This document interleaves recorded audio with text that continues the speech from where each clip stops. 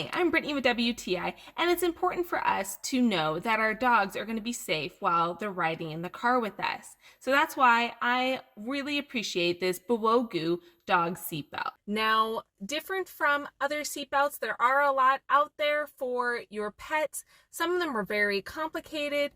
They have to be attached to the seatbelt, but this is a very simple design. You just wrap it around the headrest of the seat in the back or in the front seat, and then push that headrest down and you're good to go. Then just take the end of the leash and clip it onto their harness, their collar, whatever you use. What's so great about this is that if you are in a car accident, you know your dog is going to stay safe. And though our dog is not all over the place trying to look out the window, there are many dogs where that is an issue, and then you worry not that they are going to be in a car accident, but that they may cause a car accident. We love taking Jazzy on outings. We are going to pick up my niece from school.